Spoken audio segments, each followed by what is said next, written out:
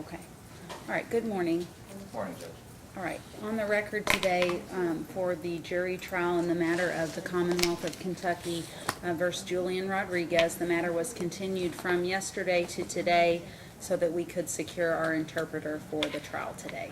I just want to remind you all before we do begin to try to speak slowly. I need to remind myself as well, and then try not to speak too quickly so that she has time to interpret everything.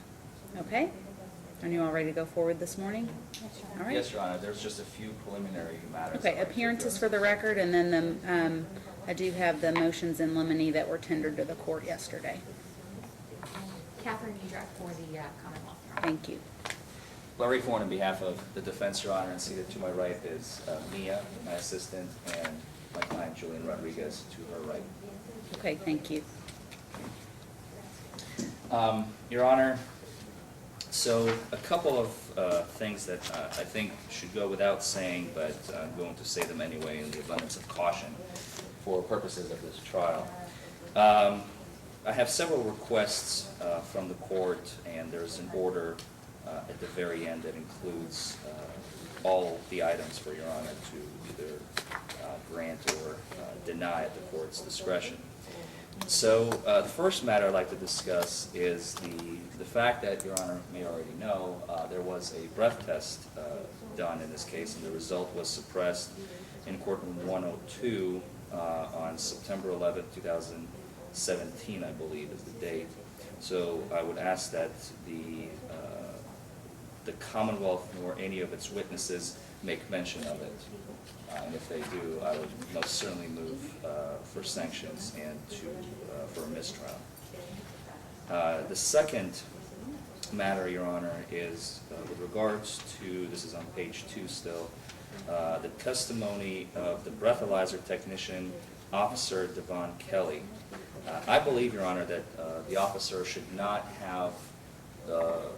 testify, period. His testimony is solely regarding the consent form, the implied consent. It would be regarding the number, which has been suppressed, so he cannot testify to that. When he introduces himself, he is going to introduce himself as Louisville Metro Department of Corrections breathalyzer technician. Even if he doesn't say those words, jurors are smart enough to figure out who he is. If he is not the arresting officer, if he is working at the jail, there's only one option remaining, especially it being a DUI case.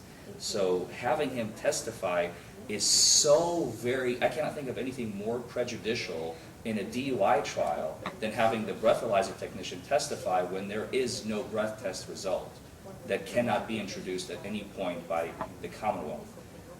So that I would ask the court to prohibit him from testifying at all, period. Next, Can I address those points one by one? certainly, we can go Certainly, one by we one. can parse them out. That's fine. Okay, thank you, Mr. Foreman. All right, Ms. Mudrack. First of all, Your Honor, I have no intention of bringing up the breath results whatsoever. I understand what suppression means, so that's not an issue whatsoever. Secondly, it's Officer Darrell Kelly, and he is only, I'm intending for him to only testify that he works for the Louisville Metro Department of Corrections. Everyone knows that when you get arrested for DUI, you go to the jail, which is where he works. Most people don't have any idea that there is a breath lab or that breath labs are even conducted in the jail. He will not say that he works in the VA lab. He will not have anything to say about that whatsoever. He will only say that he works for the jail and the jail only. Secondly, Your Honor, he is entitled to talk about his observations of the defendant, and I think it's not prejudicial at all for him to say that he encountered the defendant as any corrections officer would encounter a defendant when they're transported to the jail, and that he noticed that the defendant had a flushed face, bloodshot eyes, had alcohol smelling from his breath, which any normal person could obviously tell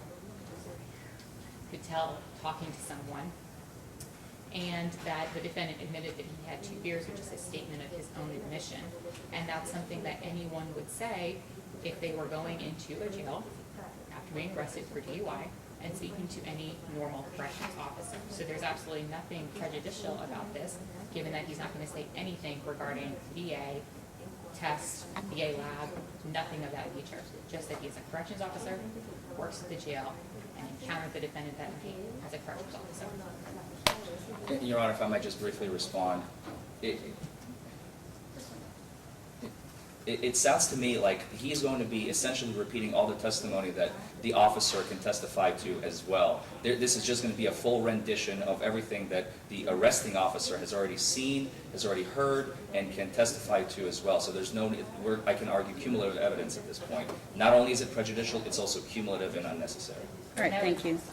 Go I ahead. would disagree because I think it shows that his alcohol level is obviously very high, given that he still smells like it some 30 minutes to an hour later. I think it's very important for the Commonwealth, especially given that we don't have a number that we can use. So I think it would be prejudicial to the Commonwealth to not allow this very short testimony. Okay, thank you. Please give me just one moment. I apologize. All right, thank you. And we are back on the record. I apologize for that interruption. All right, and thank you for argument as to both of these first two preliminary issues. First, as it relates to prohibiting the Commonwealth from mentioning the BA test result and the BA text testimony, I did review the entire court record. I would first say I would agree with the Commonwealth in that I think they would be able to present the witnesses and present this particular witness if he was going to testify as she says he will. Also in being able to make the physical observations of the defendant. It's at a separate time in the course of this alleged offense date, so I don't think that she would be precluded from calling that witness. However, in reviewing the entire previous court record, on both February 5th and February 19th of 2018, in the court record, it states the judge's ruling was that the BA tech was not permitted to testify and that the BA evidence had been suppressed. So those notes are in the court record. So I don't know if you all were planning to continue to litigate that issue, but it's in two different places with the court's record that the tech is not permitted to testify, as well as the result obviously not coming in. May I respond to that? Yes. Your Honor, that was the entire issue of why we are actually in 103 to begin with, because that was the alleged ex parte communication that I was not permitted to be in the courtroom to argue about, and that was on February 5th. On February 19th, or whenever it was that we were back in front of her, when I filed the motion, she even mentioned on record at that point that she never intended to not let me have him testify, even though she did previously say that, and that was kind of the basis for the motion. And we never actually got that far because, of course, you know, my motion had to have been filed. So, Okay, I just wanted to clarify as to what was in the record, and I know we are now, it's been recused here to courtroom 103. So as it relates to the breath test result, that I'm granting the motion that obviously that result or any mention of the BA lab, the BA tech, anything like that is not permitted to be mentioned. I will, however, allow Daryl Kelly to testify. I believe it is proper for him to be able to testify as to his observations of the defendant at the particular point in time. Again, making clear that we all understand there's to be no mention of the BA tech, the BA lab, anything like that. That he's an employee of corrections, and the things the Commonwealth has put forward, I believe those are proper and can be introduced. Thank you, Judge. All right, thank you. And just final minor point, I would ask that since the video is going to include the breath test results, so that the Commonwealth will be prohibited from playing the video as well. I have no intention of playing the video, never have. All right, thank you. Excellent. My next point, Your Honor, is regarding Deputy Nathan Moore's testimony. It's kind of similar to my second point about Officer Kelly, and I think it's actually even more on point. So if the Commonwealth is going to argue that Officer Kelly observed him later in time, Deputy Moore observed him simultaneously with Deputy Bray, I believe. Yes, Deputy Bray. So they're conducting the investigation together at the same time, simultaneously, and Deputy Moore is kind of on the sidelines. He's a passive observant. And the Commonwealth, in its own admission, I included this as Exhibit A, he is riding in the same cruiser. I'm quoting the Commonwealth here. The deputy is riding in the same cruiser with Nick Bray that night. He witnessed the defendant run the red light, which the Deputy Bray can testify to. He approached the passenger side of the car during the investigation. He will testify that he could smell the odor of alcohol coming from the passenger side of the vehicle. Again, everything that Deputy Bray can already testify to. He may also testify that after watching the investigation, he agreed and believed the defendant was intoxicated. He will, and here's the biggest point, Your Honor, he will not testify to any of the field sobriety tests because he doesn't remember those tests very well. So essentially, he has even less to offer than the deputy who conducted the investigation. This is simply going to be a piling on of evidence, an unnecessary cumulative effect which is not needed for the jury. The jury, they're smart people. They understand. They only need the facts being told to them once. They don't need to be told again and again and again. And aside from the fact that the court has already ruled that Officer Kelly is going to testify, do we need 3 officers to say the exact same thing over and over? Especially 2 that are simultaneously present in the same scene, doing the exact same thing. One is the active participant, the other is the passive observer. It is unnecessary, cumulative. I can't argue prejudicial really here, but I believe in my motion, the court does have discretion pursuant to Washington v. Goodman, which is a 1992 Kentucky Court of Appeals case, that the court may exclude even relevant testimony, and his testimony, by God, is absolutely going to be relevant, but it's in considerations of judicial economy, undue delay, needless presentation of cumulative evidence, the court can exclude that testimony. So that I would ask that the Commonwealth be prohibited from calling Deputy Nathan Moore to the stand. Okay, thank you. Your Honor, the point of Deputy Moore's testimony is that he is on the opposite side of the car and he can smell the alcohol strongly even from the other side of the car. I think that's very important evidence for the Commonwealth, again, because we don't have a number to talk about. I think the jury is entitled to hear that. He is a witness who was there that night, observed everything through his own first impression, point of view. And I think that's an important point for the jury to understand, because Officer Bray can't testify about what was smelled on the opposite side of the car. Only Deputy Bray or Deputy Moore can do that.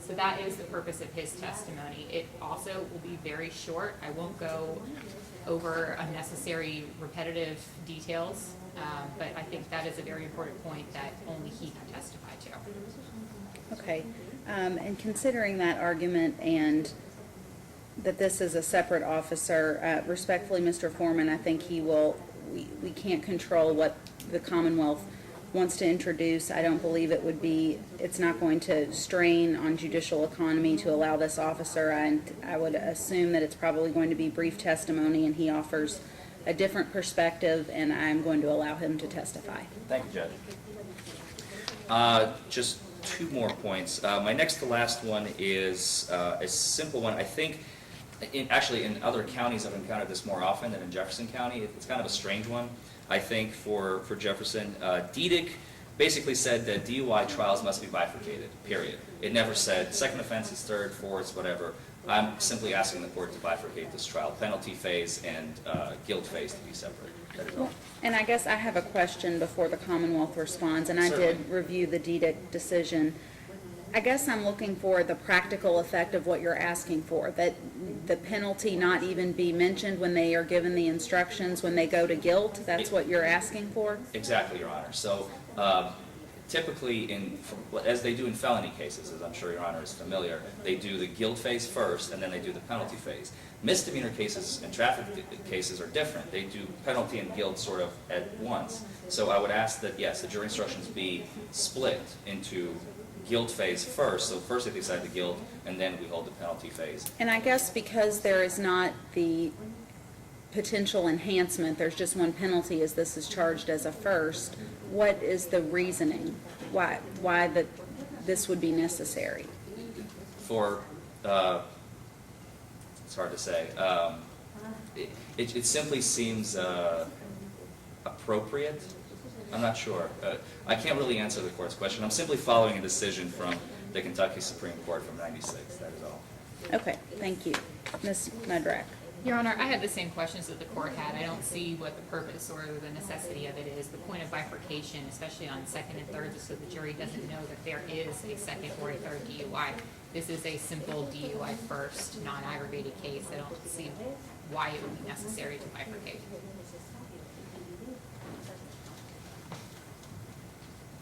All right, Mr. Forman, did you have anything else you wanted to put on the record? Well, just my last point, but is the Oh, court no, going to I respond? just want to make sure you were Yeah. finished as Yes, it relates yeah. to bifurcation. Okay, and I did review the DDIC decision and what the court's holding was, and I think with this being a first offense, you know, kind of the practical I understand. way the courts are handled here in Jefferson County, I'm going to respectfully deny that. It's an anomaly. Jefferson County, Your Honor, I've learned is an anomaly. That's okay. And finally, I think actually the Commonwealth has already answered that just a moment ago. This is a non-aggravated DUI because we don't have the number anymore, and I asked that the court reflect that and no mention be made of an aggravator at any point in time during the trial. I have no problem with that. Okay, thank you. So that motion will be granted. Thank All right, you. any additional preliminary motions? Not for the defense, Your Honor. All right, Your Honor, I think that I probably need to write on the jacket that it's officially amended. Or Okay. perhaps you could, I can do it, or, Okay. okay. All right, are you all ready then for me to have them bring the jurors over? yes, Your Honor.